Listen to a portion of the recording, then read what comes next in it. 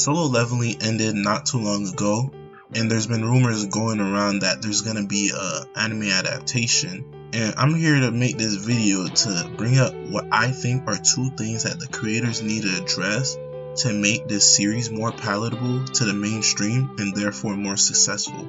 But first things first, I got a few nitpicks of my own, which I think some fans would agree with me, and this is the character design, specifically the Dragon Monarch. But when I tell you I was so disappointed with his character design, they hyped him up so much throughout the series as the king of berserk dragons, the monarch of destruction, the pure embodiment of wrath and chaos. I was expecting a guy who's a head taller than Sung Jin-woo, that's built like Thomas Andre or the Beast Monarch. A buff ass nigga, I'm telling you.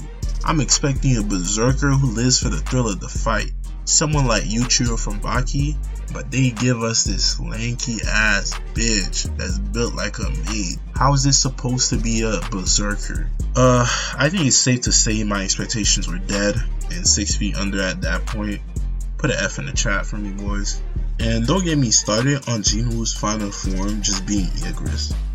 I don't know what I expected for that, but holy shit, it was so underwhelming to see that as his final form.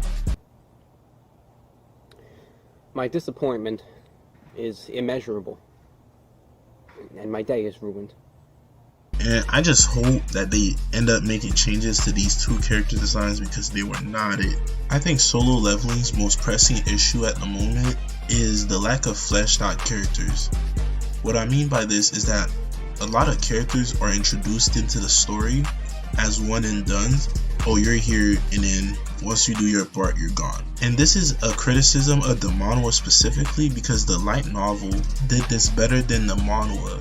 And the manhwa skipped a lot of story content from the light novel, which really doesn't make a lot of sense from a storytelling standpoint because it's already a power fantasy anime, which initially has really low character development. I'm not really gonna fault this on the creator themselves because they did make the light novel, which had those extra content, but more on the publisher of the manhwa. Because in the last 2 years of me reading this manhwa weekly, there's been a lot of hiatuses because of the writer's health, and I guess they kind of rushed to complete it early, or nevertheless, they should still adapt the skip parts of the light novel into the anime if it ever ends up getting one, and maybe add a little bit of extra on there to give it more substance.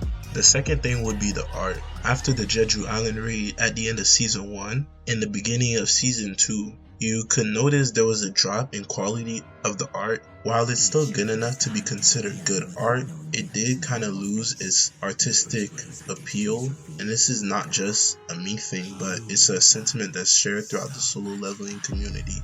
After doing some research, there's a very easy solution to this problem, and the reason this problem was here to begin with was because the people who work on the art have very big workloads and very tight deadlines, so the downgrade in art quality was inevitable.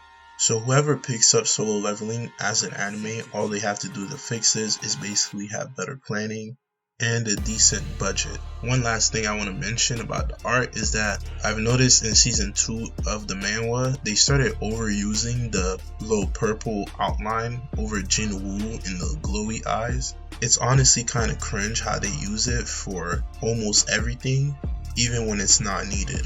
While it's cool to have those effects when you're trying to portray the character's anger by him showing, like, activating his powers, it's also sometimes better if you kind of just show their eyes or their facial features without all the effects like the visible gust of wind or like the glowy eyes and all these effects. And I think Rising of the Shield Hero did a great example of this when Naofumi got threatened by the king. And he threatened back, and there was like no special effects, just pure wrath in his eyes. Sometimes those effects are cool, but other times it's better if you just leave them for other scenes and just, it's more significant if you use it less. That way when you do use it, the viewers understand that this is a serious situation or understand the significance of the situation. So these are the things I think they should change for the anime to be better without taking away the essence of the power fantasy which people like.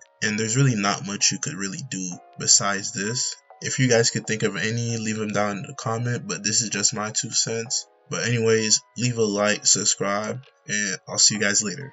Peace.